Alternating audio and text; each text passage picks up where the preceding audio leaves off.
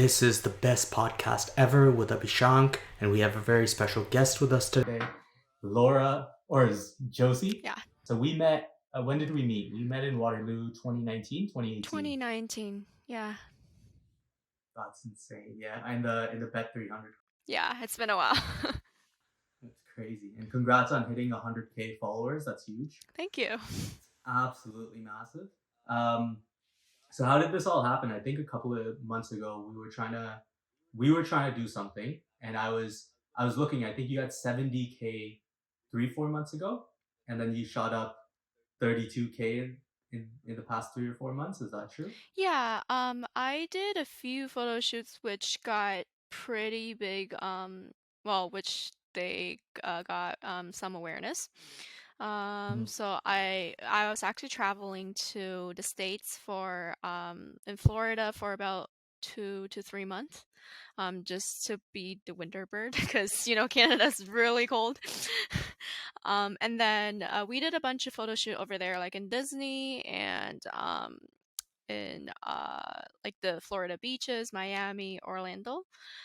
So yeah, some of them I got some audiences from Florida, which followed me, and then yeah, most Who were they? Which brand were they with? um I a lot of my brands right now there was Shein. I'm not sure if you've heard of it. Oh yeah, Shein. Yeah, yeah, they're getting yeah, yeah, pretty yeah. big. They're like a e-commerce fashion company right now, but they're expanding into a lot of stuff like home stuff, gardening, beauty, sportswear, everything. That's insane. Congratulations. That's a huge sponsorship. That's like if I mean I'm not into women's wear, but like that would be similar to a Fashion Nova sponsorship, right?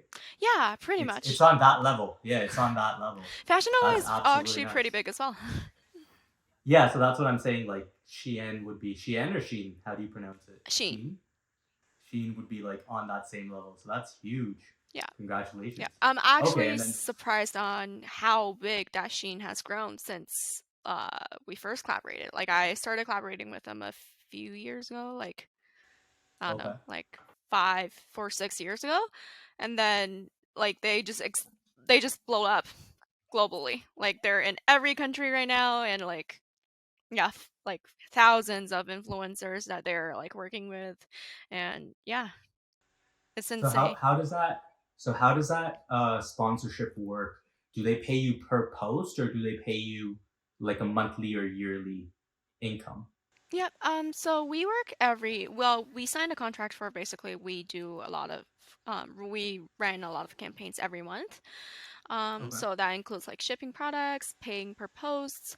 Yeah, they're one of the brand. Well, usually how these kind of influencer collaboration works is they usually Yeah. pay you per post, or some of them they Yeah. would pay you by commission. So for example, you share your personal discount code, and Right. yeah, based on how And, much you and sell. so you have both of them? You have both like per post and then also you Yes. have your own Yeah. gift. Okay. Very, very cool. That's amazing. So do you wanna take it all the way back? So where'd you grow up? Are you are Uh, you comfortable sharing those kind of things or sure, of course. yeah? I Okay. was born in Beijing, China. Okay. And Nice. then, but I moved to Canada since I was like 3 years old. So Okay. ever since then, I lived in Toronto. Okay. And then, yeah, I went to Waterloo for For university, business, if I remember correctly, right? arts and You went business. for business, arts and business, and Yes. then when did you start doing? So when you were growing up, what did you think you were going to be doing? Like, what kind of jobs were you interested in? I always liked doing business, like especially marketing. So, like because like our age, social media got really Yeah, popular. yeah, Basically we're on social media 24/7. So yeah. I just had a lot of interest in how to do influencer marketing and social media marketing. That's eventually what I wanted to grow into for my career path. But ever Even since, even when you were like even when you were like 10 years old and stuff, like even back then, you were thinking of well, social media as a. not really. Back then, I just had an interest in posting on social media, but I knew that I wanted to do marketing. Mm. Yeah. And what were you posting on back then? Was it Weibo? No, I Was it actually, even around back well, then? Yes, Weibo. I did start off with Weibo and Instagram. Okay. But I kind of dropped, well, I kind of like stopped posting on Weibo after a while because like right now a lot of contents that I see on Weibo are just like ads. So I'm like no Yeah. longer very like a loyal customer to them anymore. So I stopped like scrolling through the content and stopped using the app. So right now I barely post anything on Weibo right now. Um, But when you first started, is that where like what was the first time you realized you were gaining traction on social media? Was it Instagram or Weibo, or was it like a transfer um, of followers? I think both. So for Instagram, I started as posting travel content, right? So I Hmm. got a lot of likes, I got a lot of engagements on Instagram, and eventually when Yeah, I hit, I think around 10K, that's when I thought I could turn it into a that's business. huge. Yeah, Okay. that's How old when were you? How old were you when you hit 10K? that was like uh second year university, I think. Okay, okay, so you Yeah, were older. I thought you I were was like 14 hitting 10K. no, no, I was older. Yeah, Okay. Wow. So that's like most of your growth came in the adult years then, like when you were 19, 20. exactly. Okay. Yeah. Very, very cool. And then when did you start posting travel content? Like what year was that? Like since high school. That's a long time ago. Were you inspired? Who were you inspired by for travel content? Like who were you looking at that you were like, these guys are making it really big. I can probably make it big. Well, to be honest, when I started posting, I wasn't inspired by anyone. Like I just travel I just like traveling a lot and my family and I we take advantage of every like every holiday or like every break that we have to go traveling. So I just had a lot of bunch of pictures, and I wanted to share with. Well, at first I wanted to share with my friends, so I started posting on Facebook, and then later on I was like, when I got uh, usage to Instagram, I was like, why not? I'll just share it on Instagram as well.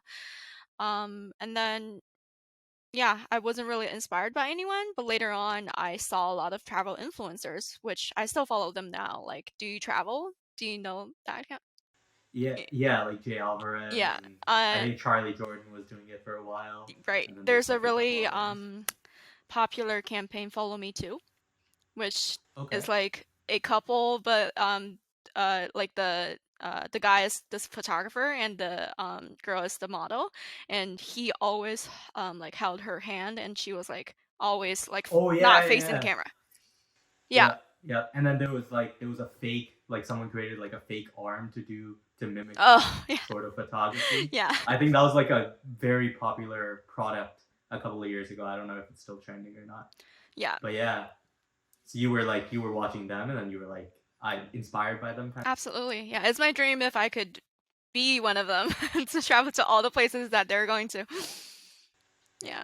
Yeah. What was the so when I first looked at your Instagram in 2018, 2019, I was surprised by how like um how professional the photos looked.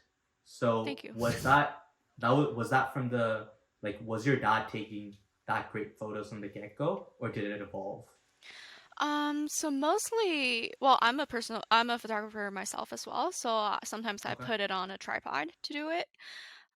So yeah, mostly travel photos I take with my family, so usually my dad or my mom will take the photo for me. They were always like taking really professional photos from the get go, or did you have to teach them how to like what angles, the background, and then also post editing? I had to guide them on how I wanted it to look like because like I have it visually planned out in my mind, right? But they probably don't. So usually I just like make sure all the settings are correct, like aperture, exposure, and everything. I'll tell them that hey, I want like a third of me in this shot. The other part would be like the landmark or something like that, and they just have to click. That's it. Wow. How did you figure out like it's kind of this is a I don't know how to phrase this question, but like there's a clear distinction between like people who are like amateurs on Instagram and just like amateur photos, and then people who are trying to do it like professionally. Right. You can obviously tell the distinction, but how do you go from one to another? Right. Um, well, Or is it just learning how to do photography is the main? Go ahead. photography equipments, definitely using like professional equipments like DSLR. It's Yeah. basically the first step, I guess. But now, since like phone cameras, they're getting better every day. So I know a lot of people they just use their phone to take, for example, foodie bloggers. They just use their phone to take all food pics, right? I think definitely the first step would be planning out what do you want to create.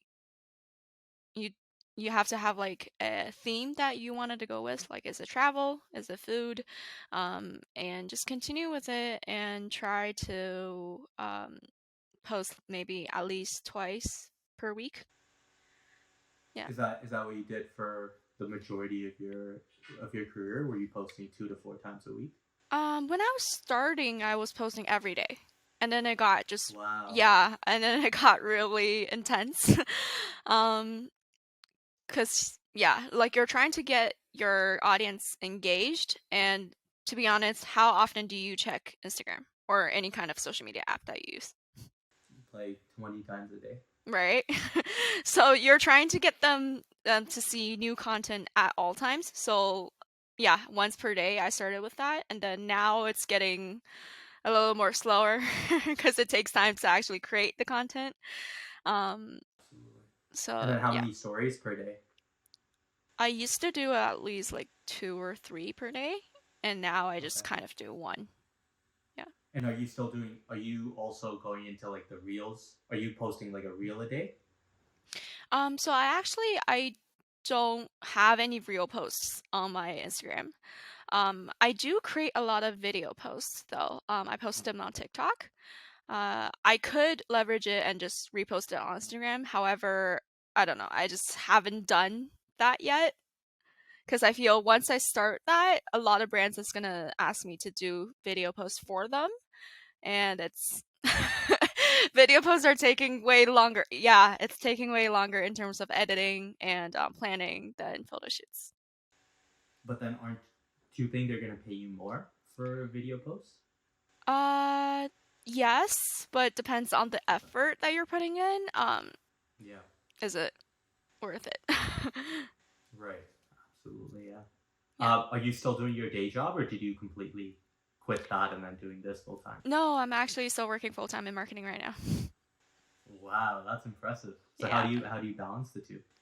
I'm usually just take photo shoots on the weekends. Okay. Like usually I try to plan out at least like two or three themes, or at least get a week of content ready for the next week's post on the weekend. But what's is there a reason why you haven't taken the step to like a full-time content creator? Because you are working with massive brands. Right. I still like the idea of to be in working in like a team environment, like a sense of belonging, I guess. Because when you're, for example, when you're working for a corporation, you're like Yeah. there's a lot of coworkers, right? You're still like going to office, you're still meeting people, you're still doing a lot of like network events, and you're learning about the industry. Whereas if you're doing content creation full time, it feels like your source is The Google. structure. Right? Yeah, exactly. And then you have to do everything by yourself.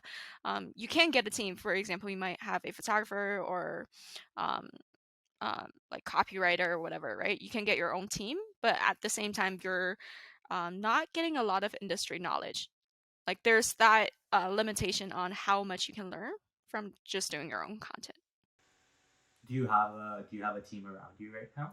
I do sign a lot of short contracts with photographers, depending on like if there's a really high end ad that they require like professional photography. Um, Wait, they don't provide their own photographer? Like Sheen doesn't provide its own photographer for you? So it actually depends. There are brands that they hire their photographer and they just tell you that we have the studio booked, we have photographer, you just have to come in.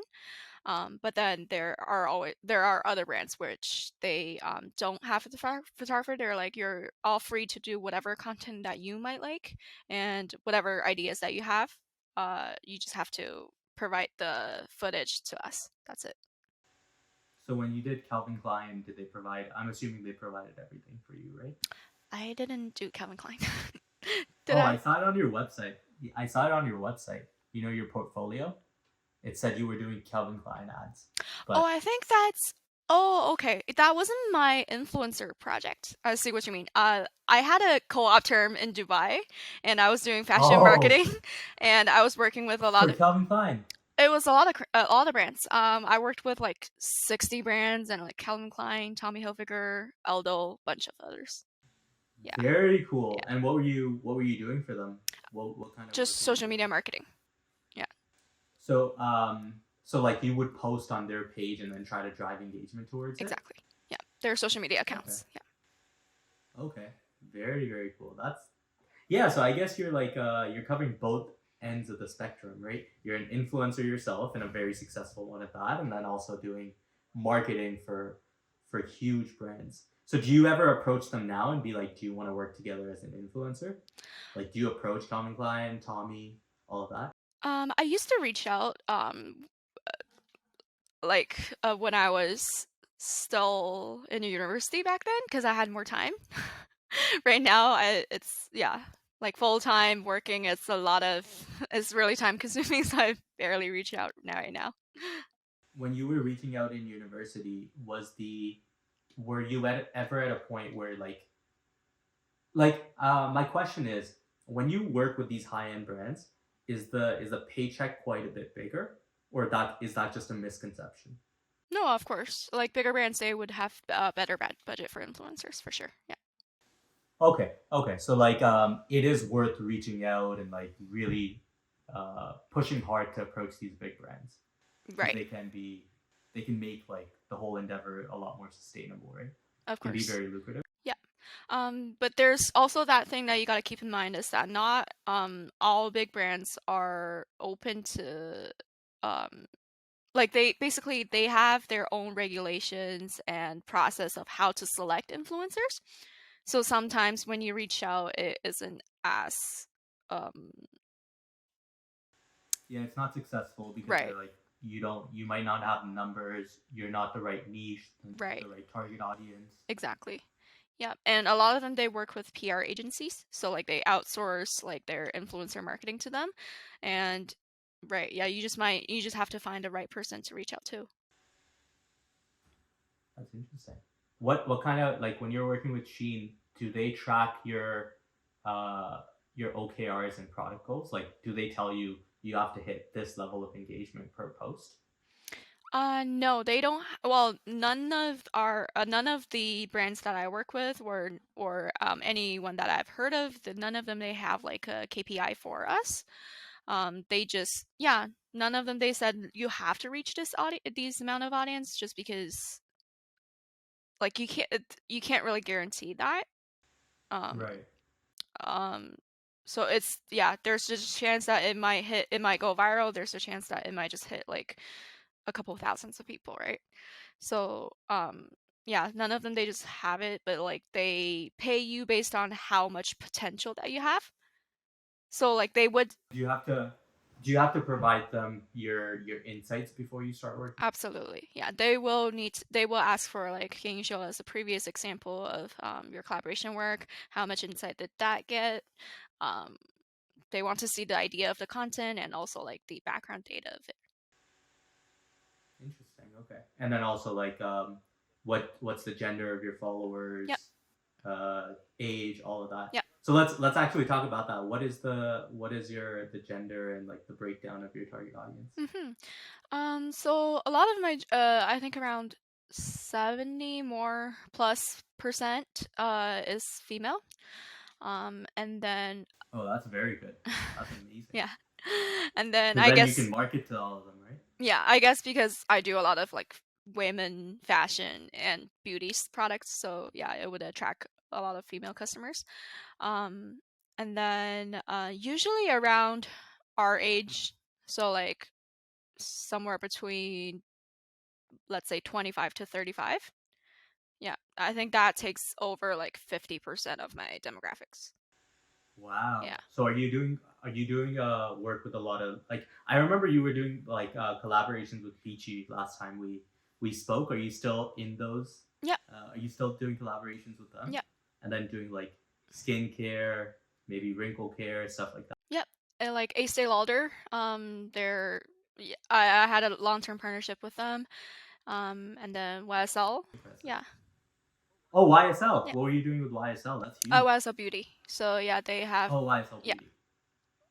Okay. And so they so do you get a discount on YSL purses and stuff like that too, or is it just strictly beauty No, that you get? unfortunately no. No, not at Nope. all. But Okay. if you work for marketing agencies, so for example, when I was in Yeah. Dubai, we Yeah. got like almost 50% off every brands that we worked with. No matter where you buy the product, or it had to be in Dubai. So we were the marketing agency for GCC region, so like six Hmm. different countries. So if you're buying in the store, basically almost all the stores that were opened in these countries, they were managed by our company. So basically, if you go anywhere within that six country in Middle East, if you purchase it, you'll get the discount. But isn't it true? Like if you're in Europe, it's like 40% less anyway. So then like you want to get a bigger discount in Europe Do you mean employee because like discount or no like? no no because if you're in Europe, the prices for a lot of these like high end brands are lower, and then you get a VAT refund because you're not from the country. So like a $2,000 purse will be 1,000 in Europe, I know that it would and then cost if you less, but I'm not too sure if yeah it gets up to 40. Like, okay yeah, I'm not okay sure I the see exact number. Yeah, because 40 okay sounds like a lot. okay yeah um yeah it is. We just I went to Barcelona recently, and I Oh, bought some stuff, and I noticed like it was a massive difference. yeah, yeah. Are you tracking how many countries you've traveled to thus far? Yes. I think, Do you wanna say the number online? yeah. Let me think. I think above 40 different countries so far. That's nuts. Yeah. That is absolutely that's one yeah because there's 195 countries in total, so you've done 25%. Well, I'm 25 years old, so. Yeah, but like that is still like, I mean, yeah, how many people have done that? That's absolutely nuts. What's your favorite country? Favorite country? Hmm. Canada. No, just kidding. um, like for living or for traveling? No, for traveling. For Like the traveling. coolest country you've ever been to. Coolest country. I have to say it has to be Dubai. Cause Dubai? yeah, like I And the reason was is? well first because I was young back then and I was Yeah, like very impressed by how Dubai is built in 30 years. Like it's got yeah, the tallest building in the world. It's got the largest mall in the world. It's just got a lot of like different like architectures or cultures that you yeah. can't see in other countries. And it's for my first time in the Middle East, so it's very I different for me. I used to go to Dubai in the 90s a lot because my dad was working for Emirates, Oh, nice. and it looked nothing like what it looks like now. Yeah, I can So imagine. you're absolutely right. Like it's probably the a country that's changed the most architecturally out of everyone else. Yeah, for It's like sure. absolutely nuts. How about Um, you? Like, what's your favorite destination? so I've been to the same number of countries as you, Oh, like 42, nice. 44.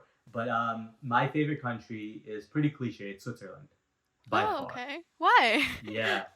Why do I like Switzerland? Yeah.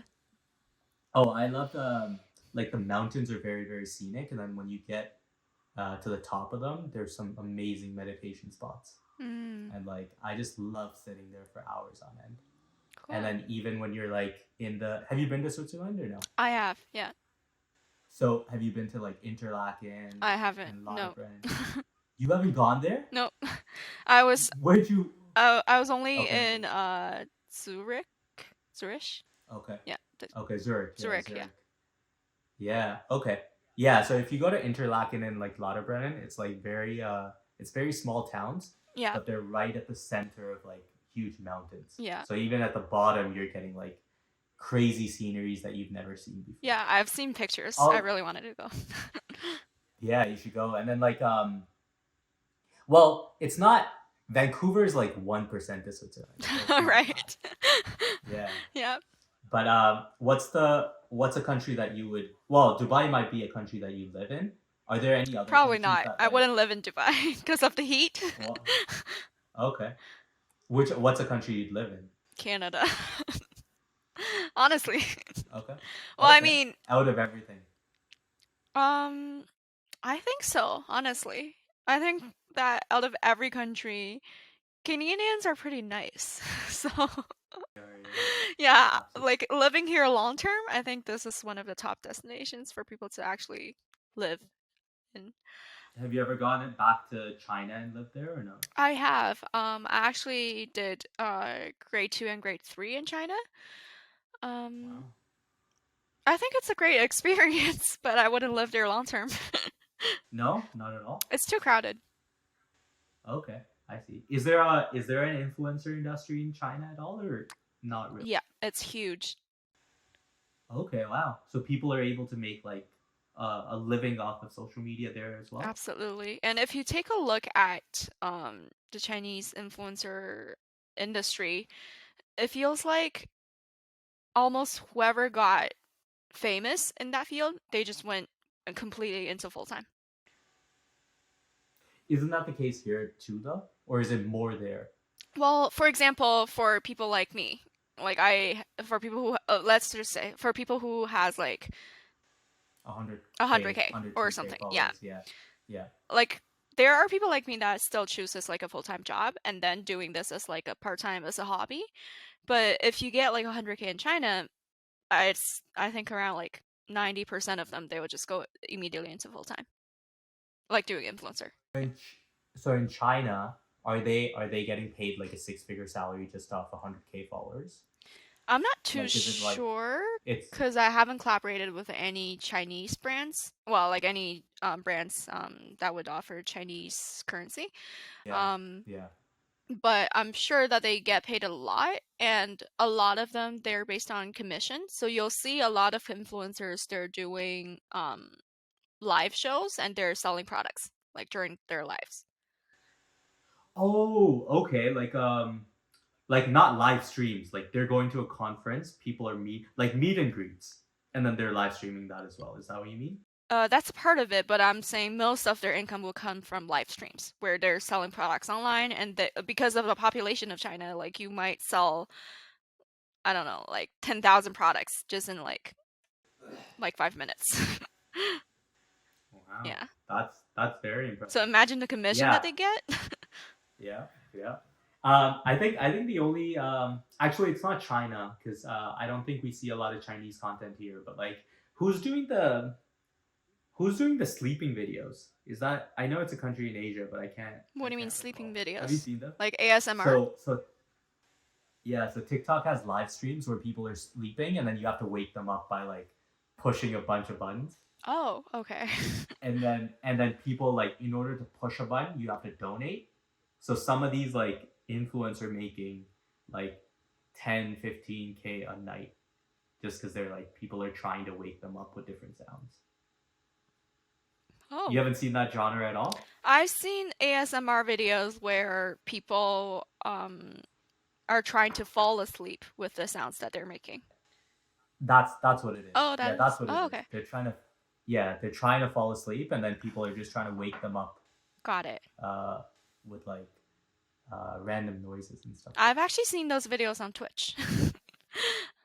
Oh, Yeah, okay. I Interesting. don't watch them. Um, but yeah, I've seen it coming up. Yeah, it's cool. So what platforms are you on? You're on Instagram, which is your biggest. Um, you're on TikTok, Yeah, Twitch.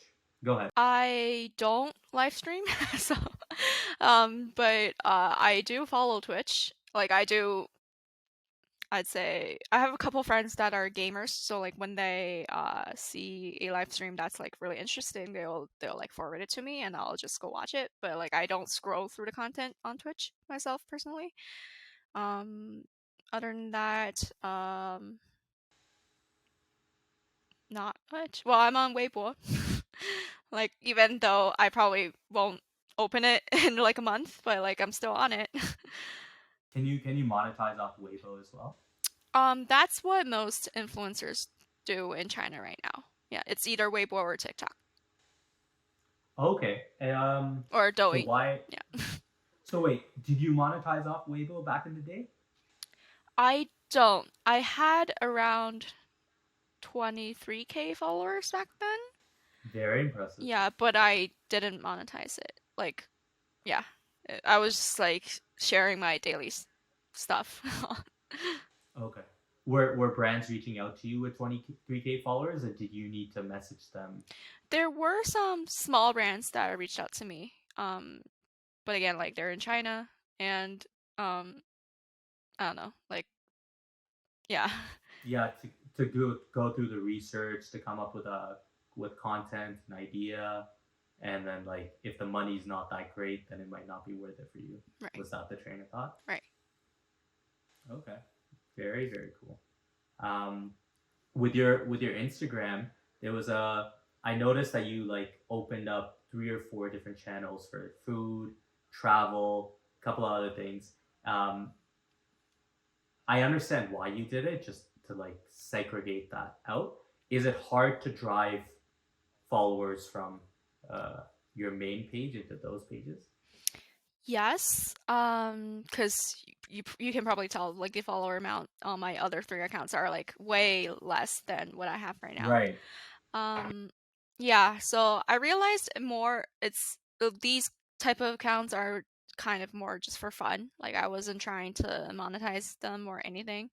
I just wanted to separate out the categories. And then I really don't post on them very often. So I guess if I put more work into it, if I decide I want to like actually post at least 2 times per week, yeah, I could try to grow them. But one is already enough for me, so it's pretty hard. But what was the reason for splitting them out instead of posting everything in your on your main page? So actually, I started the beauty one like way back then, like almost at the same time when I started my main account. Hmm? Um, so I kind of just wanted to have two separate accounts. Um, and that idea kind of just continued, but like I didn't really spend much effort on managing the other one. So I guess Yeah, it kind of just died off. yeah. What was the? I also noticed on your YouTube you started singing back in the day. What's Oh the god. reason it kind of completely dropped off? No, it's I thought it was cool. I thought it was good. But what's the reason that like you completely abandoned that endeavor after two videos? I didn't want to grow YouTube into like a monetized tool for me. The videos that I put out was just purely for fun. Okay. Yeah. And what was why did you not see YouTube as like a proper income source? It is a proper income source. It is it to be honest, it would have more profit than Instagram. Like usually YouTubers they would earn more than Instagrammers.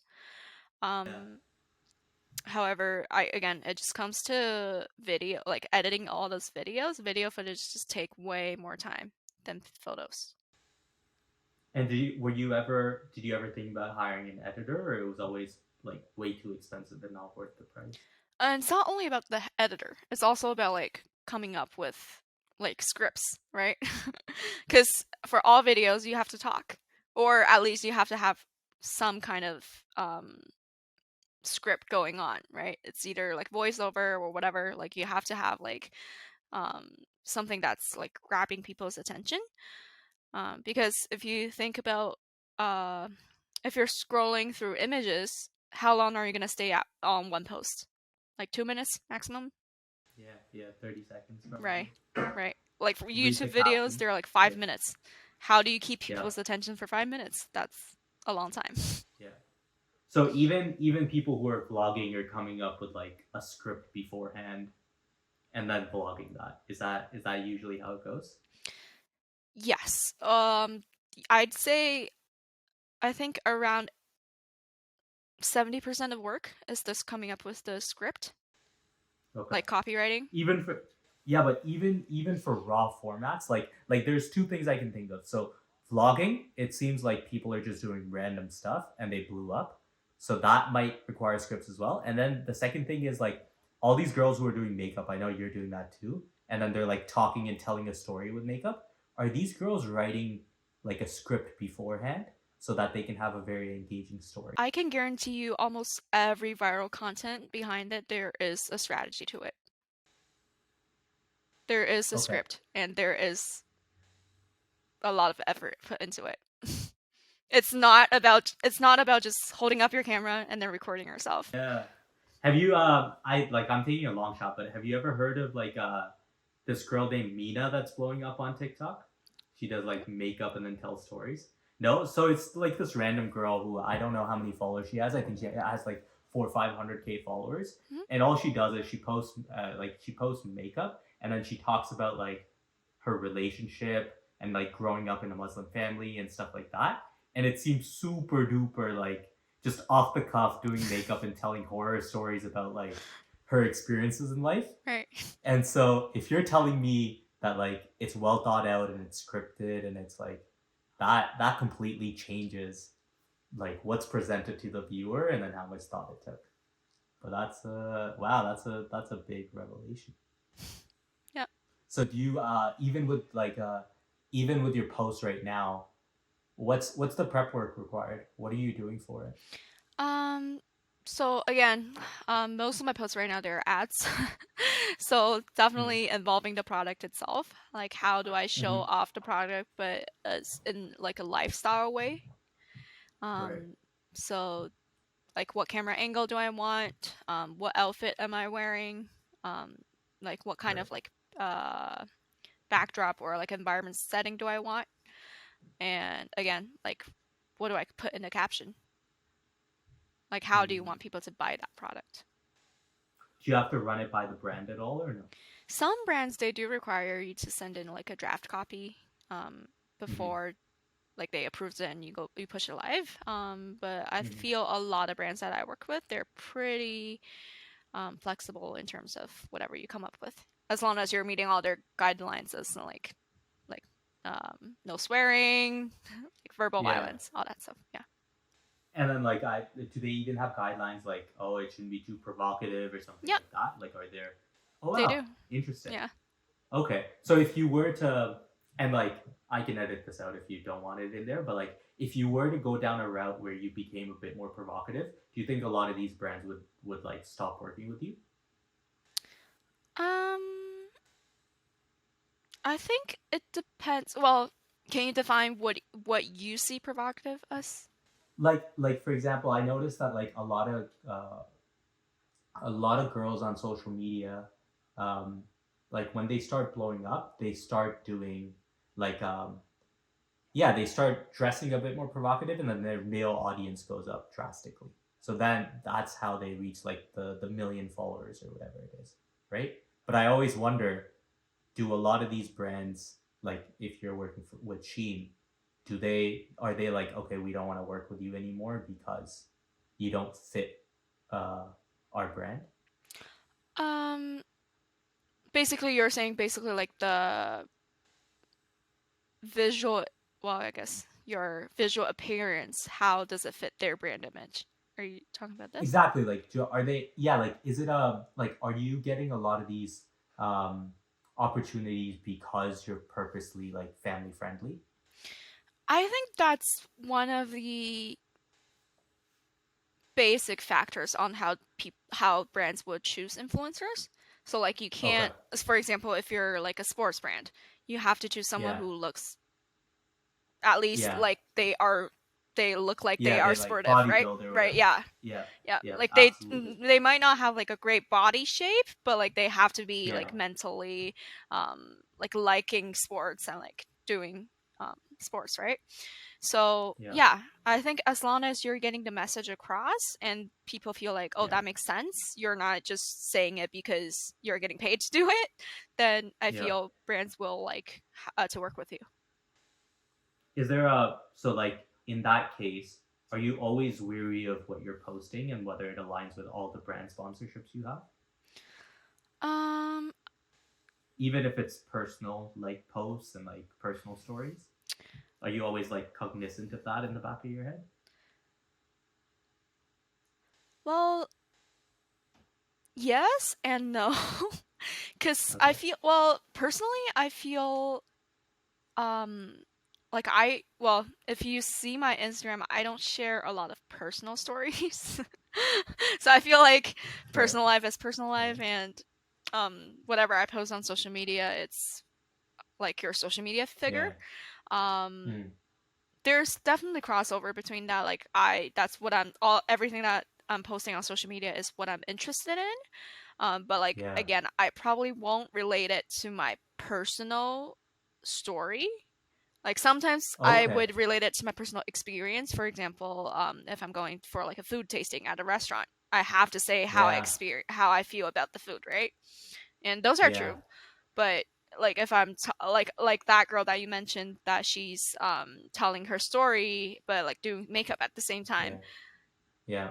I wouldn't do something like that because I feel like my personal story like if I wanted to share, I would open up a channel for like um just a pure story sharing channel, like just about like chatting with people and share like life goals, like quotes and stuff. Yeah.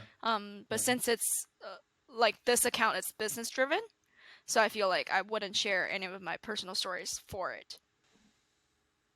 How do you make that decision of like not introducing too much of like your personality or vulnerability, even when you were starting off? What was the reason that like you weren't sharing your family and all of that fun stuff? Um, well, again, like when I started off, I just purely Yeah. had a lot of footages on hand. I had these images from all those travel Yeah. destinations. So I Right. believe that a picture is worth 1,000 words. So if you Mm. dig through my feedback, then a lot of my pictures, they don't even have a caption. Okay. Yeah, Interesting. yeah, I didn't go that far. Okay. yeah. So I was just sharing the images, And sharing. you were getting and were you getting a high amount of engagement and like views on those Yeah, images, even with no caption? yeah. Well, a lot of sometimes it would just be like emojis, so like it doesn't really mean anything. Yeah. How did you figure out like when you were starting out? How did you figure out what hashtags were working and which ones weren't? Um. Well, I guess you kind of learn your lesson when you're posting. I was like experimenting as well, right? So I tried using a few. I tried using to its maximum account. Right now, I still use 30 hashtags, and I feel that's getting the most impression. But I know a lot of people they did a research and they said the best amount of hashtags that you should use on Instagram is around um I think 10 to 12. Oh Yeah. wow. Okay. So I yeah. Recently I was reading like an article that said like now Instagram's changing where like they want you to use three hashtags Right. because everything else will just be like too convoluted. Yeah. But you're still using 30 and you're still hitting are you hitting explore pages or like how is this working? Yep, explore Can you tell pages if you and yeah, you would be able to see how many people came from your hashtags, but like it doesn't go into details of which hashtag. So, but I tried using different hashtags for different posts, right? So if I see the hashtag number, like the people that uh it went up for this post, so I would copy the hashtag from that post and use it for future posts. and were you initially were you searching for these hashtags just like googling them like which one works, which one doesn't? Not really. I usually just type in hashtags, whatever I want to hashtag, and usually it tells you like a number of how many people are using it, right? So I usually just Yeah. try to hit the ones with a lot of people that are using them. Oh, really? Because wouldn't you get deprioritized if a hashtag was used like 30 million times? Um, yes, but at the same time, if you're using a hashtag that's like only been used like 3,000 times, there's a chance that people are not searching on that hashtag. So do you always like pick hashtags above a certain number? I just picked the most popular ones. Okay, so like, do you have a number in mind? Like, is it always above like 10 million, 5 million, 10 million? Not really. I honestly just picked like Right. whatever is popular. That's very cool. Wow, I'm learning so much. Thank you. No, no problem. This is interesting. Um, Actually, I was gonna talk about Amy, but do you want to do that? Sure.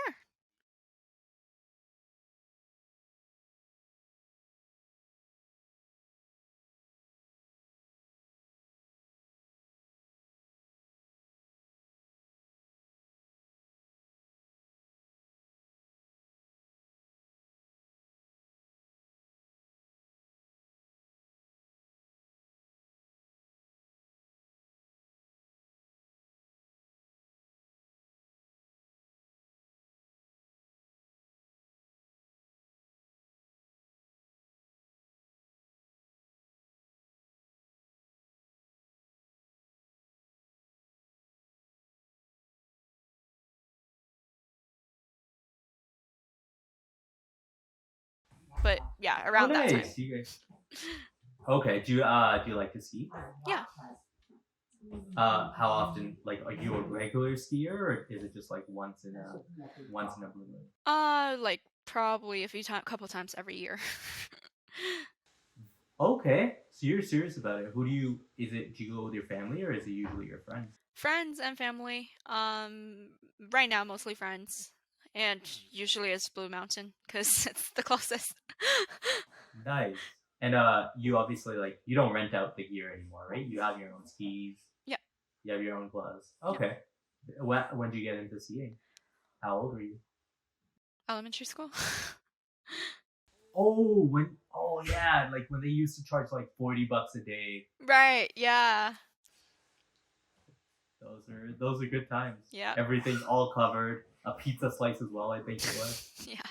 Right? Yeah. It was the best. Do you remember the first time you went skiing? Like where it was? Was it Horseshoe?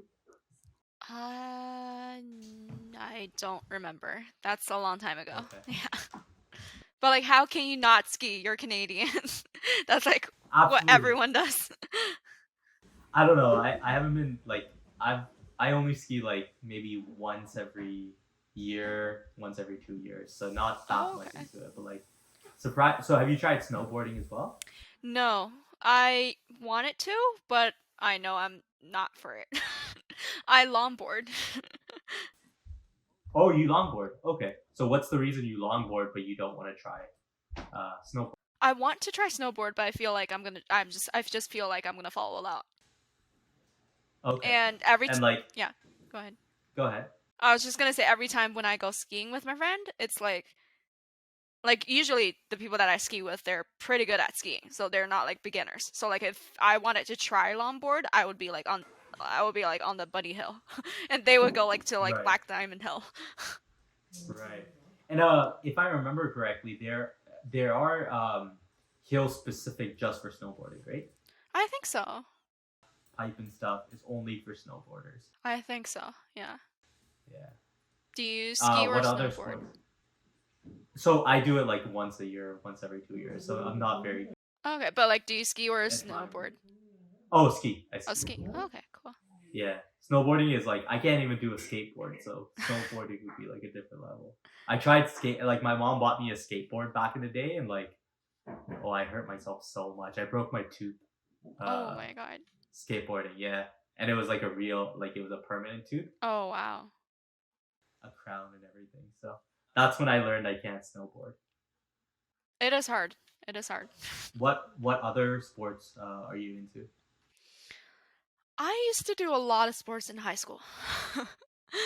Like, almost I joined almost every team, like basketball, soccer, volleyball, badminton, tennis.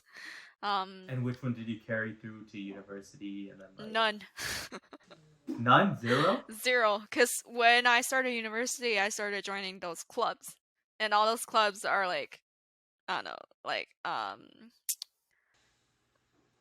you name it, like shopping club.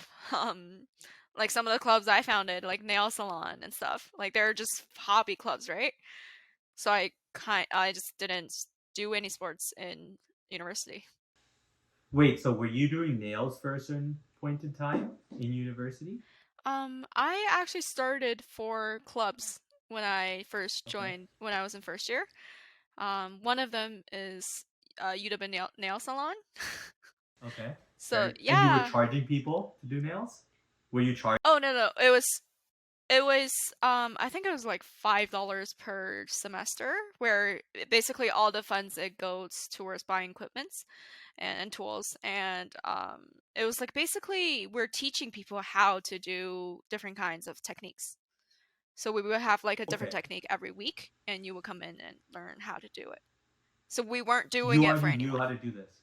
Okay, you already knew how to do these techniques before you even started the club, Nope. or you learned it yourself as well. It's either I learned myself or there's a bunch of people who has like a bunch like they have interest in doing nails. So like Yeah. our members, they would come in and they would actually teach each other as well, right? Okay. Yeah.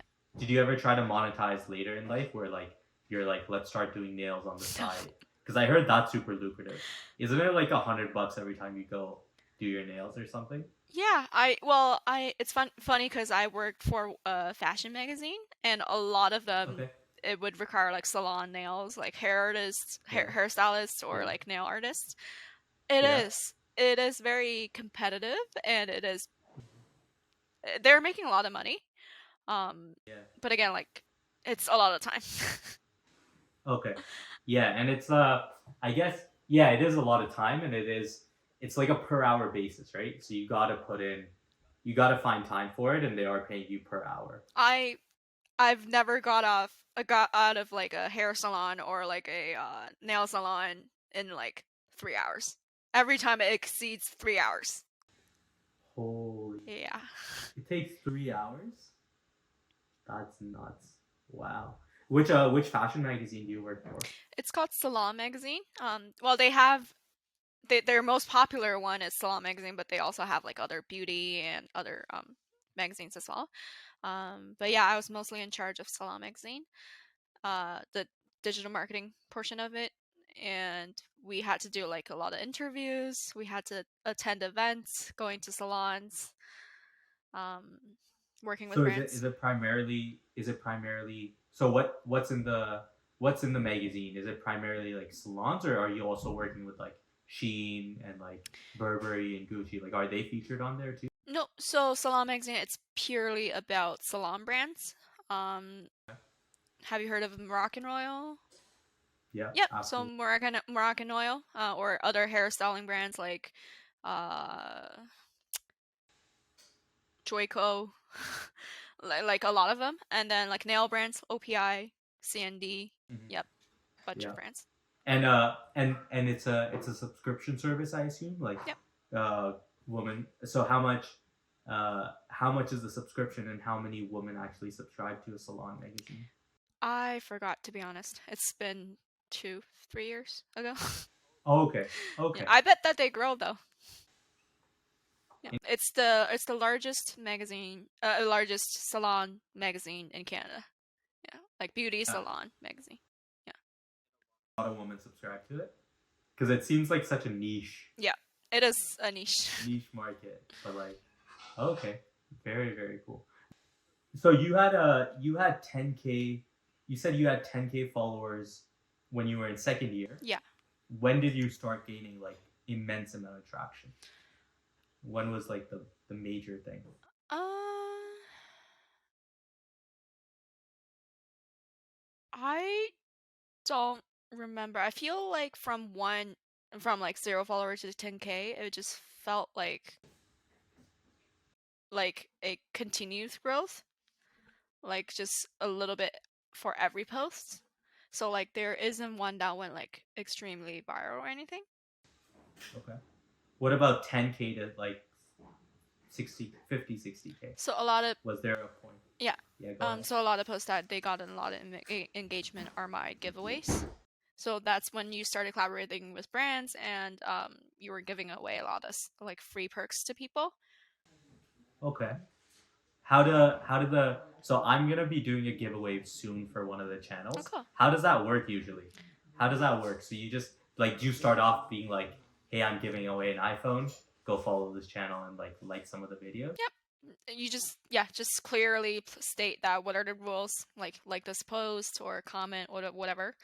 And then yeah, usually people Nuts. gets pretty engaged in these type of posts. Is there a way that you can make those posts go viral though? Because usually like you're only like primarily only your followers are seeing those, right? But I guess if you hashtag it Yep. correctly, plus there's enough engagement, you'll land on the explore page. Yep. Were you doing that just on Instagram, or were you doing that on TikTok as well? Were you like posting on multiple platforms these giveaways? Mostly Instagram. Sometimes if the Oh, brand requires like to be posted on other platforms, I would drive the traffic to Instagram. oh, Yeah. interesting. When did you start TikTok? Like when it first came out.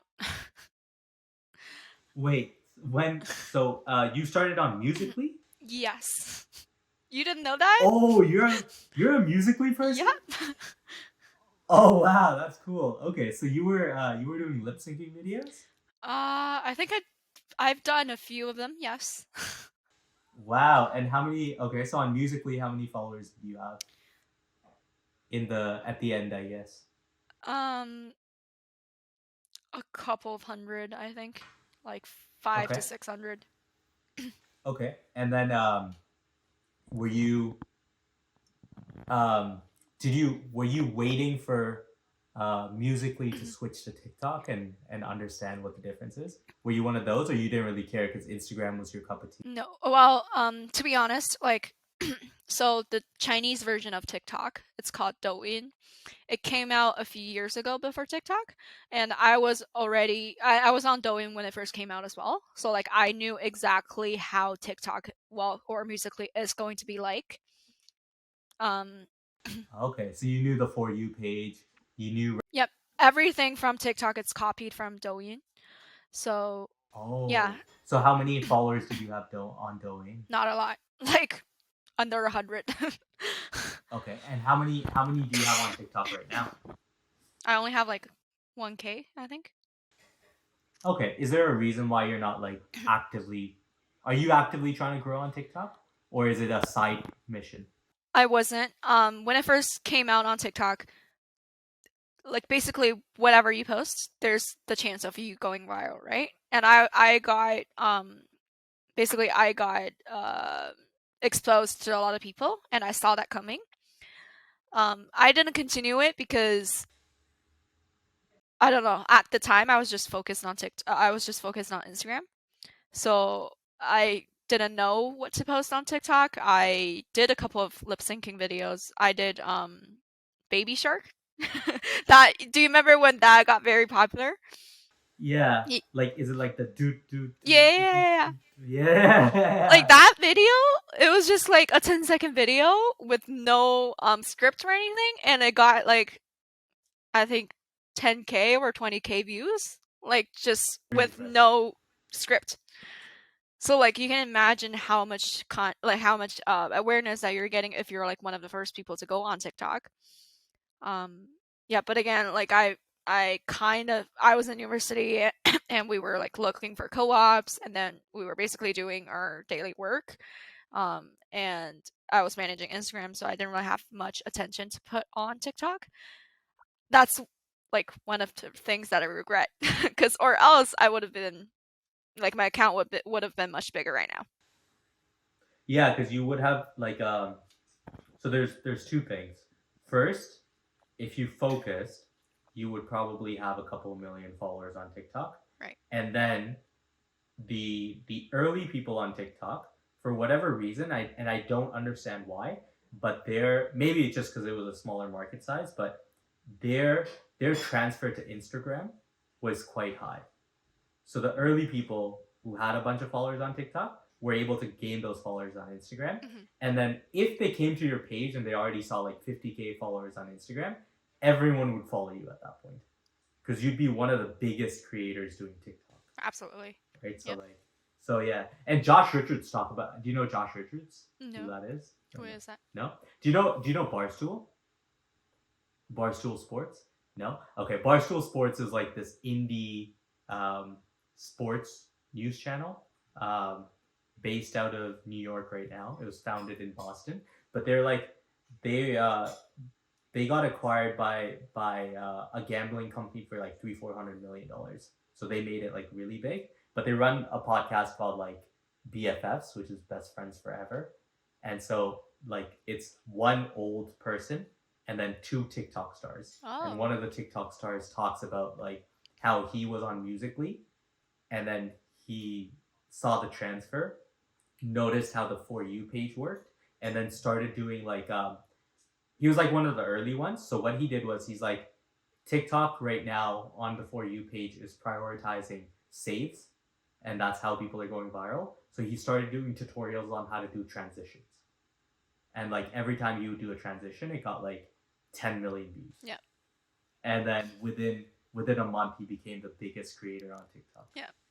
And then he started live streaming. And apparently, have you ever live streamed before? No, but I'm trying to get into Okay. it. On Twitch or where? Mostly on TikTok. On TikTok. Okay, so but you haven't done it yet. Um, Officially, no. Okay.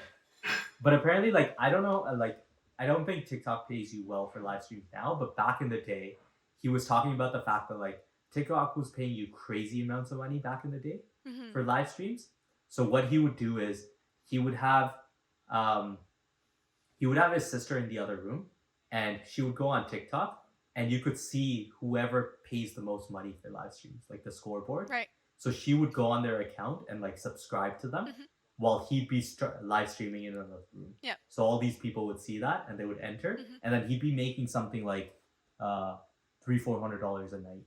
Right. Like it was absolutely nuts. But yeah, I mean, you still made it on Instagram, so you should be super proud of yourself. But Thank you. it's I still regret it's a TikTok though. crazy time. It's all good. There'll probably be something else. I mean, people are saying YouTube Shorts are gonna blow up because they have like the 50-50 monetization split. Right. But have you started posting on YouTube Shorts or not yet? Yep, I've tried a few videos. Okay. Um, Have they gone viral? no, only like a couple hundred views. Okay. Yeah. The max I've ever hit is like it's like 6K, 5 6K Nice. On YouTube Shorts? on YouTube Shorts, yeah. But I don't know how it works exactly.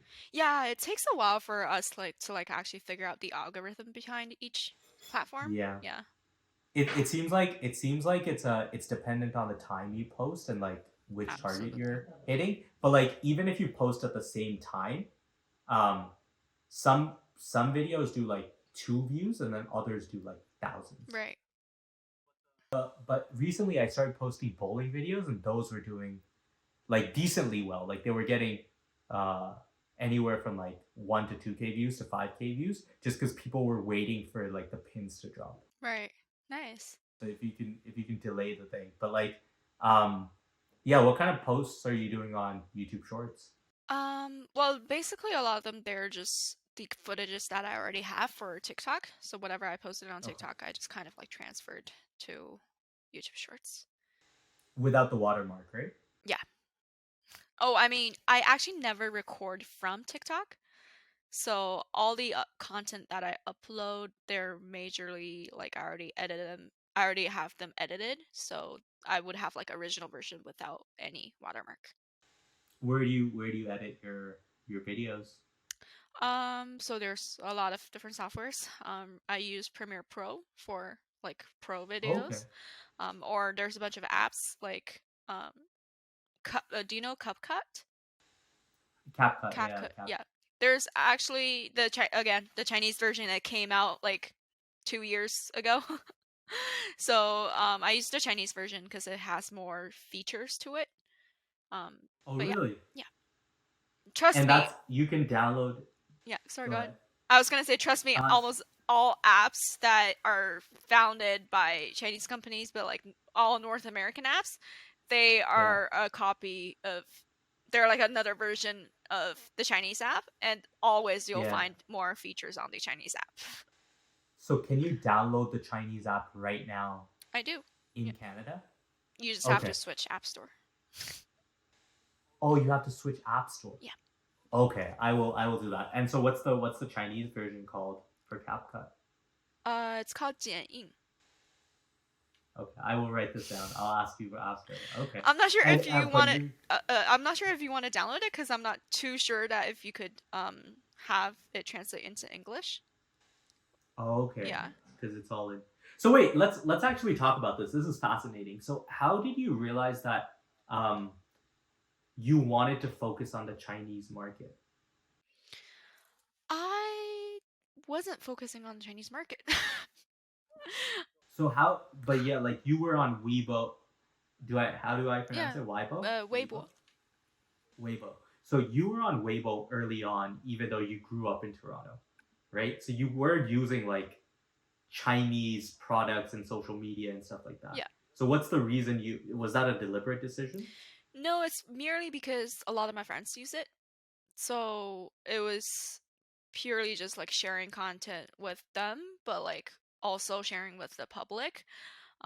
And I feel a lot of Chinese audience, well, at least my Chinese audience, they would be interested because they would want to see like how people are doing in other countries, right? Because we have a totally different environment than them, and they would be curious of like how your way of living is. And I feel, to be honest, I feel it's great sharing that, but like I don't think that's in terms of like a business perspective. I don't feel like there's any monetization involved in that because it's hard. Yeah. Interesting. Why do you think it's hard? Oh, because like are you saying Shein isn't really sold in China or it is? All Shein products are from China, but Yeah, but is it sold in China? no. Like do they have oh, okay. I see what you're saying. Yeah, so like it's very hard to monetize if if the products aren't even available. Yeah.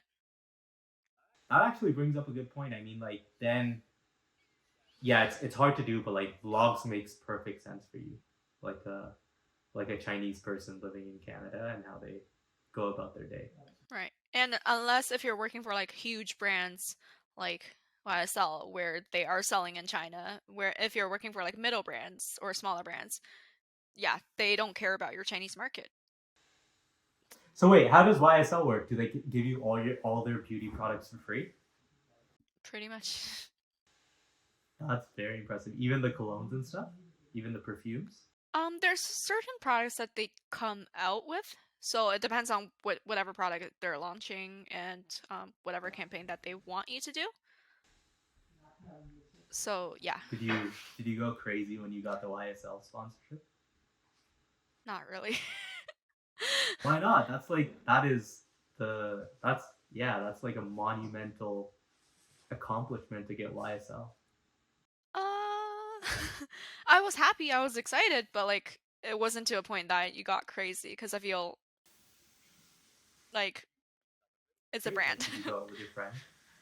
Not really. Did you? No. It wasn't to that point. It feels like when you're working with a lot of brands, it feels like oh, it's just another brand that it came in. Interesting. Okay, so like you're saying like I mean YSL is up there. You can't really compare it. Like there's no other brand. But like let's say um tomorrow you got like a sponsorship with Hermes or something. Hmm. It would just be another brand for you. Like I would be really happy, but like I won't like celebrate with my friends or like tell the whole world about Wow, it. that's Like I feel wow, that's cool. Okay. Was there a point in your life where you were telling the whole world about it? Like when you got your first yeah, probably when I got my first sponsorship. what was the one that like really rocked you hard? Well, the very first brand that I collaborated with was the Face Shop Canada. What? The face shop? What is The that? Face Shop, it's a Korean beauty brand. Okay, interesting. They're really popular in Korea. It's like their daily skincare brand. Um, Mm, I got really excited. It isn't aren't like it's not about the brand. It's about like I'm finally turning this into a business.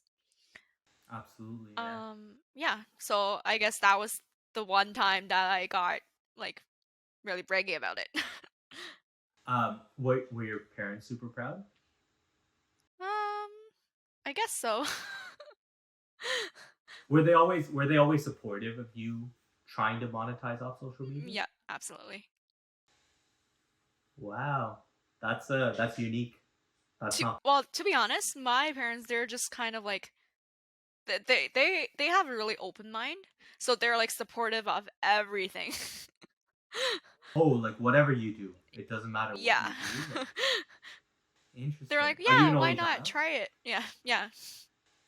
You're an only child? Yeah. Wow. Okay. Yeah. When I started the clubs in university, I like firstly I wanted to do like I had these ideas, right? I had like four different ideas. I was like, which one should I do? So I started to ask like people around me and I found a lot of like friends that are interested in all different kinds of area. They're like, if you wanted to do it, I'll do it with you and we can build the club and community together. So I was like, okay. And then later on when I had to make the decision, I also asked my parents for their opinion. I was like, which one out of these four do you think I should go with? And my dad's like, why don't you try all of them? Wow. They're And like super supportive. Wow. yeah, That's like and then and then I started all of them. yeah. No, you should be super grateful to your parents because not everyone gets that, right? True. That's like that's really good. How do you think growing up as an only child affected you? Like what was different? What was different? Yeah, There's definitely like at a point that you feel like you want a sibling. Like you probably absolutely. want to share your daily lives or like you probably want to spend time together. Um, it is pretty lonely to be an only child at some point. But a lot of times there's also a lot of advantage. Like you don't have to share anything with anyone. You don't have to share the Probably love. your university. Yeah, Yeah, your university was probably covered because you were an only child, I assume, yeah, right? Those little things. yeah. Are you at a point where like you look ahead in the future and you're like, I won't really have a lot of support in the future if my parents ever like Not really. become unhealthy? No. No. Okay. Okay. Are you close with your cousins and stuff? Um, kind of.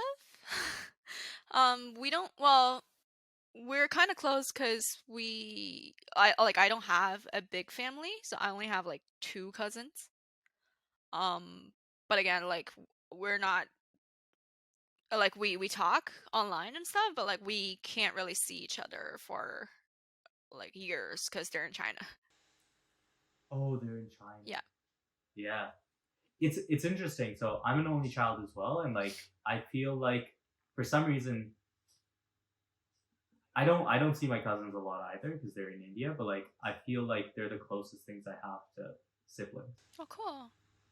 And so like my my perception of them is very different than their perception of me because they actually have siblings, right? Right. So it's always like this weird thing of like I don't Aw. really have anyone else kind of thing. I don't know if you ever faced that or maybe did you have a lot of friends growing up that like kind of acted like your siblings?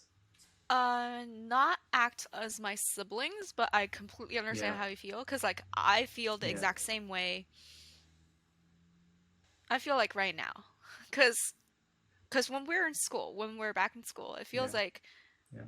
we have a lot of friends and they're just Yeah, you're everywhere. surrounded by like yeah, you're surrounded by like 200 people just in your class, right? Like Exactly. Exactly. see, And you don't feel anything at all. yeah, and that feeling comes up after you graduate, after you start looking for jobs, after you're a full-time employee at Yeah. somewhere. And I know it sometimes it feels it is a little boring at life at certain points, just like going to work and then going back home and then maybe chatting with friends Yeah. online or just like watching TV Have you series by yourself. Have you ever chatted with any of your followers and stuff? Have you met them? Have you chatted with them? So for example, some giveaways they would require like some giveaways they would require the person like the winner to pick their price up at the event. So I've Hmm. met I think a few followers where like they're the winner, Yeah. they're the giveaway winner, and they I met them during the events. But Yeah. other than that, I don't really chat with them. But like if they have a question or anything, if they direct message me a question, I'll still answer it. Are you flooded with DMs? Or is it Sometimes, like, yeah, yeah? So it must be hard to, do you try to respond to every single one? yeah. So like I try to answer the ones that are like Appropriate? like appropriate questions exactly. Yeah. Yeah. Because I assume you would get a lot of like, yeah, thirsty ones as well, right? That like, you don't even know what to say, I assume. Yeah. So it's not even, okay. But is that a deliberate decision of not like trying to become friends with some of your followers, or just not possible because social media just works like that? I'd say it is possible, but it's hard. Yeah. Like, how Okay. often do you get And to it's see kind of them? weird too. Yeah. Yeah, and it's also kind of weird because like they're your fans, so they might be obsessed with you. Like it's just a weird dynamic. Actually, speaking I of know. that, Yeah. sorry. Yeah. Have you heard of Go ahead. VidCon? Video conference, Yeah. VidCon? Yeah. Yeah. I was there Yeah. last year. Okay, so you met all your fans, like a good. You met a few of your fans then. Not really. Well, Huh? like I went as a creator, so Okay. I met a lot of other creators. I didn't really meet any Okay. fans. Um, Okay. but most creators, they're like video creators, like YouTuber or TikTok people. So did you collaborate with a lot of? I don't think you do, but what's the reason you don't collaborate with a lot of other influencers? Um, Personally, I like all these influencers met them are from events, Yeah. right? Okay. So like But I what's the yeah, but it's like the easiest way to grow your following, right? Just like do collaborations, do a bunch of reels together. true. So what's the reason you haven't taken like that? Been more aggressive at that? That's a good question. I've actually never thought about that because it's Okay. usually like how I work is usually my influencer stuff is like what I do on my own. And then Yeah. there's also like the brand side that I'm working for or working with. Mm-hmm. So I Mm-hmm. work with these influencers as the brand side, Mm-hmm. right? So Got it. yeah, I never Oh wait, wait. So you are doing collaborations with other influencers as part of one post, like sponsored by Shein? no. But what I Okay. mean by brand side isn't like my full-time job. So for example, for Okay, Salon got it. magazine, Understood. I we were looking Yeah, for influencers. So got it. yeah. Okay, interesting. Have you ever thought of joining a content house? What? Sorry? A content house? A content house? Yeah. What is that? So a content house is like, I mean, they're kind of falling right now, but like content houses were these idea in like 2018, 2019, when COVID was just like on the cusp. Mhm. And it was a bunch of these houses appeared in like LA and stuff, like Hype House and stuff like that. So a bunch of people would live together and then continuously create content together, Oh, and okay. that would take their individual. So a lot of these guys who had like small followings, let's say like 100K, 200K, they would like, yeah, start living together and then they'd explode into millions. Oh, okay. And so that kind of idea still exists now, but it's not as popular as it was in COVID. Because I think for some, I don't know if you experienced this, but like a lot of people during COVID just blew up because people didn't have anything to do except to watch social media. Right. Right. So that concept was like super popular then. Oh, cool. I've actually it's my first time hearing it. Yeah. It's really cool. Why you never heard of like the Hype House or the Sway House or like Oh, Jake Paul? Do you know Jake Paul? No. no. Logan Paul, I Jake oh, Paul. I know No. Logan Pal. Okay. So Logan Paul's brother, Oh, okay. um, like he's a big YouTube person. Mhm. So back in the day, he had a bunch of characters in Right, his YouTube videos as right. part of the vlog. Those characters lived in his house. Oh, okay. So he was like the first person who started the idea of the content type. He was one of the first few people. I see. Very cool. It's interesting. Yeah, I thought for you you would be doing like a lot more collaborations, but I guess it's difficult, especially in Windsor. I guess, right? Yeah. And especially, well, I'm not too exactly sure how other influencers work, but some influencers they are managed by like different agencies. Mm-hmm. So like for example, when you're asking for collaborations or whatever you're asking for, you have to go through their agency, their management agency.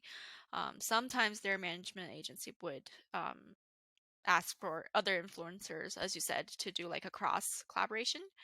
Um, Right. but again, usually these cross collabs they are managed by these agencies. Um, how'd you decide that you wanted a different name for your social media and not like your personal name? I don't know. Like I feel well that again, like I started that account since high school, so like I didn't really give it that much thought into it back then. Mm-hmm. And I guess there's the part of me that wanted to differentiate my personal life versus the life that I have on social media. Even then, even back in the day, that was like a deliberate Yeah. decision. Because I felt that it was like a common sense to like not post your real name on social media. At least that's how the way that I was taught. Try to not share any like personal information on social. Yeah. So yeah. So even on like Facebook and MSN, you had like your internet name. Well, right now on Facebook I still kept my regular name. My real name, Okay. yeah. But back in the day, that was the thought that like you don't want to have. I have to say I was taught this way, so I guess I kind of have that thought, but like right now I'm pretty open because like personal Yeah, like information is everywhere.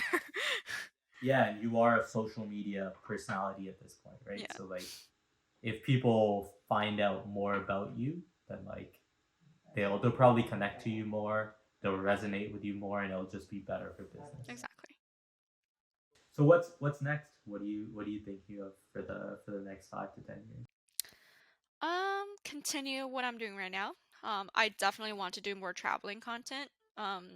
Because like I barely went to anywhere except for North America during COVID. So, yeah. Where'd you go in North America? Just the states. A couple of states in the U.S. and then we Did you went. go to Hawaii? No, we went to Florida, Arizona, um, L.A., Texas. Um, Did you do any collaborations in LA or none? no, it was L.A. was That's for like the hub. VidCon. Yeah. Oh right. So wait, even in VidCon, you didn't like make videos with other people, other creators, Nope. people doing that at VidCon or no? I saw some. Yeah. And especially YouTube Shorts was like one of their biggest sponsors. So like a lot of people were making YouTube Shorts. I think I posted one or two YouTube Shorts. Yeah. Okay. And did that get a lot of? Oh, you said it didn't get a lot of No. traction, Yeah. right? For whatever reason. Yeah. And it was really fun. What was? So I feel like a lot of time that I spent over here was like networking with people. So I tried to meet You, as many people as I could. So I didn't really get the chance to create content. do you keep in touch with any of the VidCon people? Yeah, there's a lot of creators that I met. Well, personally, I feel they're pretty good creators. So like I might, uh, so when it comes to like collaboration with the brands that I'm working for, I might be, Yeah. choosing them as one of our influencers. Can you reveal some of them, or do you want to keep that offline? Is that a private thing? Probably privacy. Yeah. Okay. Do you have the? I actually forgot to check this, but do you have the blue check mark on Instagram now? I don't know. Did you ever apply for it? I didn't apply for it, but I've done research of it. I think only like public figures, like really well-known figures that's been probably been on um a lot of different news sources and media sources, like really credible ones, they can get the check mark. Is that what it is? Because I've seen like people with 70K followers get blue check marks. Like they have it. It's either they probably got check mark from like a different category. Like they could be a journalist, private in personal life and get the check mark. Got it. Yeah. Or they could know someone on Instagram. I heard that works as well. I heard that as well, but I'm not too sure if that's true or not. Is that do you want to get that or it doesn't really mean much to you? Personally, it doesn't really mean much to me. Okay. Yeah. Interesting. I know a lot of Um creators that like I've met in events and they have that, and yeah. like I personally I don't see a difference in terms of the content that they're creating or like the brands The that they're engagement that they're yeah, getting? the engagement that they're getting or like the brands that they're working with. Okay. Yep. Because I always thought that like once you got the blue check mark, your growth would explode. Because now like people think you're just more credible. So they're more likely to follow you. You're more I credible don't for know. sure, but it probably Yeah. won't explode. Okay. Interesting. What'd you do at VidCon? So like what was the coolest thing you saw you did? I've obviously never been, so I'd love to like The coolest uh thing. yeah. So YouTube Shorts again. They made this McDonald drive-through look like building. It's basically you hop on their mini train that they've made, and then you just go through like a drive-through, and you get a bunch of like snacks and like slushies, shakes, and stuff. So it was merely for like people to take YouTube Shorts for, just to post about this cool pop up that they get. Oh, that's Yeah, interesting. Okay. it's pretty cool. Very, very interesting.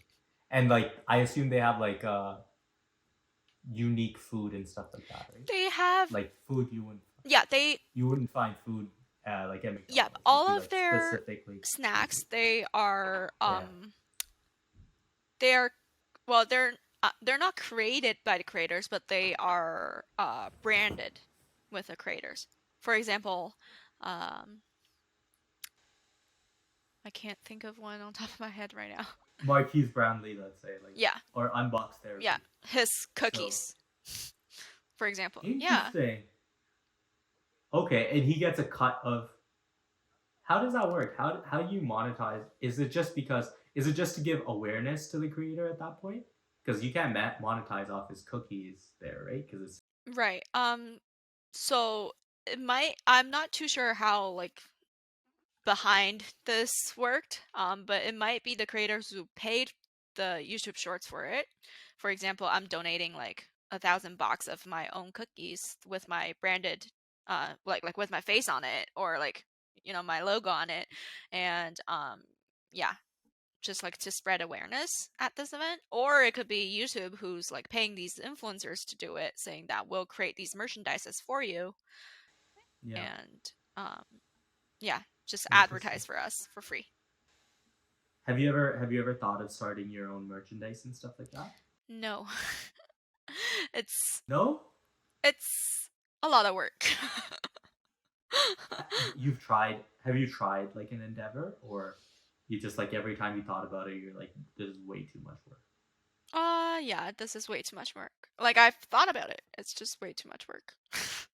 Well, do you want to share what you were thinking about? So for example, like those mugs or like t-shirts with like a logo of mine or whatever.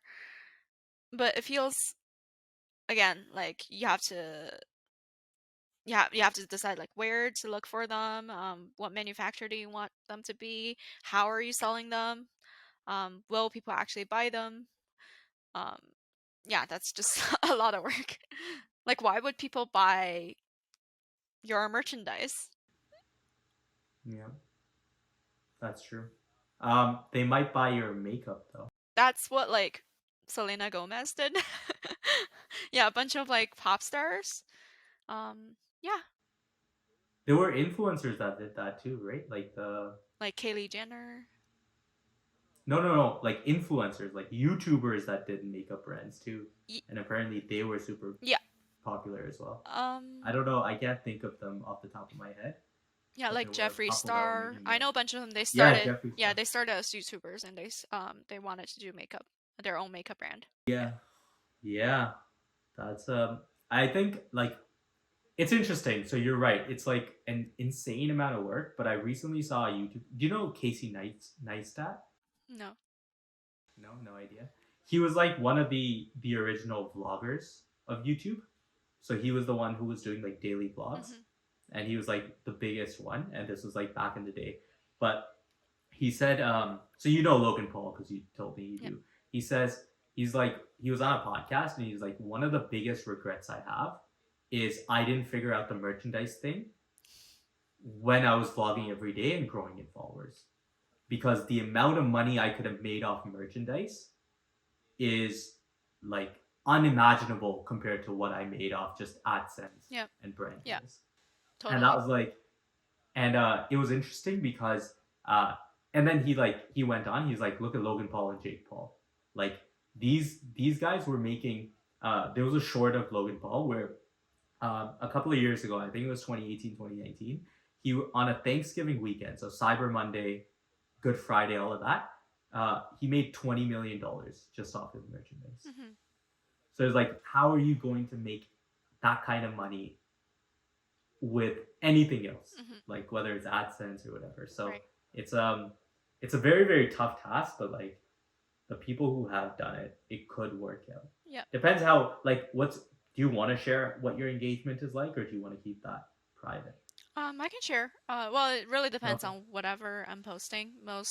Most of them they get around um I'd say at least above 60K, 60K what? Views or like likes? impressions, views. Yeah, Okay. That's very impressive. And how many likes are you getting? like couple thousand. Yeah. Okay. Like five to 10K? No. Well, the really well ones they might get like 5 to 10K, but sometimes it's just like Okay. 1 to 2K.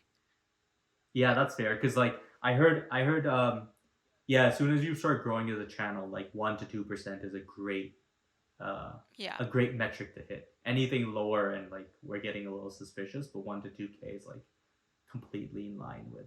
Yeah. Um, you know what's been going on recently. So I was in India for 2 months, and like a lot of people in India. So India doesn't have an influencer market yet. Oh, So there's a really? lot of people that are, yeah, they're doing a lot of like social media, but brands they don't know how to monetize off of it. Right. So, but one of the interesting things that India is doing is a bunch of these people are buying followers, and it's Oh. like super cheap in India. Oh. So it's like someone someone was like one of the people I met, she bought her followers and she was getting um it was $5 for 2K followers. Wow. So like it's I don't know how much it is here, but like it's dirt cheap. But the issue is there's no engagement, right? So like Right.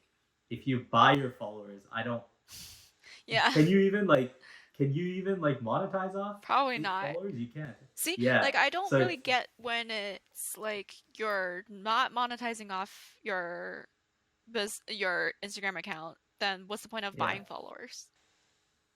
Well, it just looks good, It just right? looks good. Like whenever you yeah, no, that's literally what it is. It looks great. Okay. And like um and honestly like in a place like India, these girls they just don't know how to monetize. So all they have is uh looking great. Mm. Like in India, we don't have the concept of like an Instagram influencer is getting brand deals, Oh, or wow. even if they are, there it's only a couple of thousand rupees, which is like nothing. So it's like so minimal amount that most people don't even like. And also like I don't know if China is like this. Well, China's not because you said the influencer market is huge there. Mhm. But in India, we still have the notion that like influencing is not a valid career. Oh yeah, I see what you mean. Yeah. So then like a lot of people are just not really like they don't even want to tell their parents that like they want to reach out to brands and Right. all of that. Right. And then second of all, brands aren't really paying a lot of these creators. Yeah. I see what you But mean. one of the weirdest things I saw was I was in a club in India and like I met this girl and she had 100K followers and then she was getting 20 likes. And I was like, I don't know what the point of this is. This is like, I don't know what you're. It looks good, but this is pretty insane. Right. So, what is the Yeah, most popular social media app that that people in India use? Instagram would be it Really? because TikTok's banned, right? Oh, really? So I didn't know that. yeah, yeah, TikTok's completely banned, and it's to a point where like, so I went to India, and my TikTok app opens up, but nothing loads. Oh. So I don't know how they're blocking it, but you can't. Yeah, it's completely Did they gone. recently ban it, or was it banned from the start? No, I think it was a couple of years ago when when the US was thinking about banning TikTok, China and India had a conflict and they were like, yeah, they had a huge conflict. And so India was like, we're gonna ban TikTok. Really? So creators had like there's a lot there's a lot of creators in India. They just don't have a Right. monetization strategy. Right. Um, so some of these creators were had like 50K, 100K, 1 million followers, and then TikTok got banned, and they were like they weren't able That's to sad. transfer them Yeah. through. Yeah, but even the ones that can transfer them through, they just have like a bunch of followers, but they don't know what to do with it. That's the issue. Mm. It's like, yeah, I don't know how India's gonna turn out. There's a huge market, but like, I guess maybe it's because um, this is an assumption, but it might be because the the the Bollywood culture is so huge. Mm. Because Bollywood stars are like demigods in India, everyone else doesn't matter as much Right. because all the brands just go to these demigods. Right. So wouldn't So, everyone want to become a Bollywood actor or actress? but it's still a like a nepotism type thing, right? India is that culture where like Shah Rukh Khan's son is going to be an actor. The producer's son is going to be an actor. There's very few people that are coming in from the outside, Cool. and the ones that are coming in from the outside for whatever reason, yeah, there's this like little trend where like um, a lot of these um, Indian TikTok stars that live in the US now are invited to like dinner parties with producers in Bollywood. So it seems like the people who are coming into Bollywood from the outside are usually like abroad based. I see. Yeah, it's fascinating, but we'll see how it goes. Have you tried any of the other apps? Like I remember Triller was an app back in the day that was like trying to blow up, Nope. and then like no, okay, I only got on the interesting. ones that are popular. Or Okay, at least I know that's gonna be popular. yeah. Well, did you ever get on Clubhouse? No, not even Clubhouse. Okay, interesting. Yeah. Well, thank you for this conversation. I think we're gonna. Do you have anything else? Do you want to promote anything? I know, I'm good. Yeah, Okay, thanks so we're much. gonna stop it here. Thank you so much, and then I'll stop recording, and then we can just talk.